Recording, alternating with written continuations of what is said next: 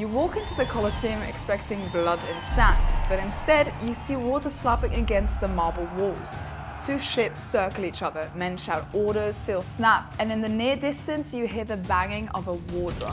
What you're looking at makes no sense, and 2,000 years later historians still can't quite believe they pulled it off. Rome had turned its greatest amphitheater into the sea. Rome's emperors were addicted to outdoing each other. Think Vegas residency, but with more lions. Gladiators, we get it by now. Exotic animals, already done. But a naval battle inside the Colosseum, that was madness. Madness and true genius. Let's be clear, this wasn't some kiddie pool with two rowboats. We're talking full-on naval combat created in the heart of the city. And here's the real question. How do you flood a stone arena taller than a 12-story building without sinking the rest of the city? And why would anyone risk trying?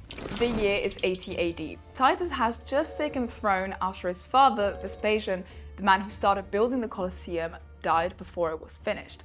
Titus needs a PR miracle. Rome has been through hell.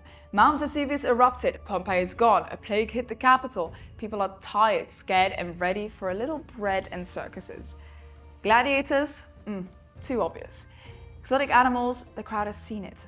But turn the Colosseum into an inland sea? That'll get people talking. That'll get people remembering. So he orders it. And when an emperor tells you to make the impossible happen, you don't say no. Well, you don't get to say no. By the way, if you're into these wild true stories from Rome's past, make sure to subscribe and like this video so you don't miss the next one. First step, remove the floor. The Colosseum's famous underground tunnels, the Hypogeum, didn't exist yet. No elevators, no trapdoors, just a deep, solid basin. Next, the water. They redirected the Aqua Claudia aqueduct straight into the arena. Instead of carrying water in buckets, it came rushing through channels and gates. The whole arena floor disappeared, turning it into a sparkling lake. Wooden gates sealed off every entrance so the water stayed inside. From the seats, all you could see was blue water below.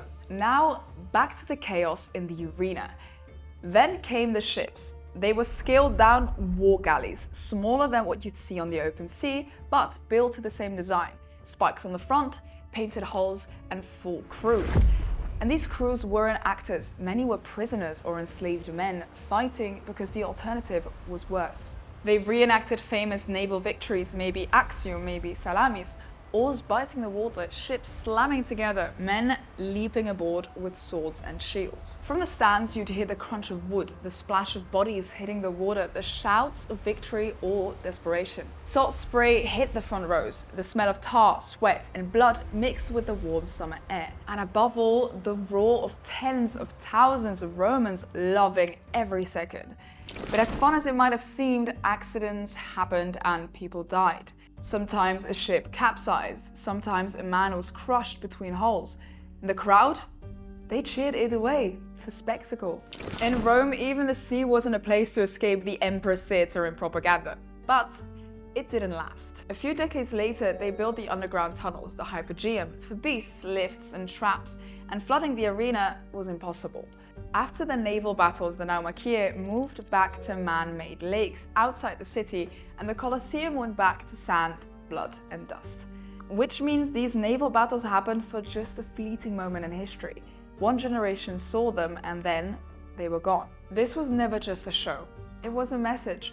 Rome can put the sea wherever it wants. We can take nature apart, rebuild it, and invite you to watch, not as a paying guest, but as the emperor's guest. Imagine your favorite artist handing you a VIP pass, walking you to the best seats in the house and telling you, enjoy, it's on me.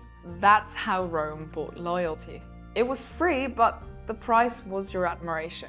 Because if you're a fed, entertained, and dazzled citizen, you don't question power, you cheer for it, you defend it. You pass the story down until an empire feels like the only natural order there ever was. So, let's pretend you're a Roman citizen for a day. Your ticket lands in your hand and it says you've got front row seats. Do you want to use it for a gladiator fight? or see a sea battle.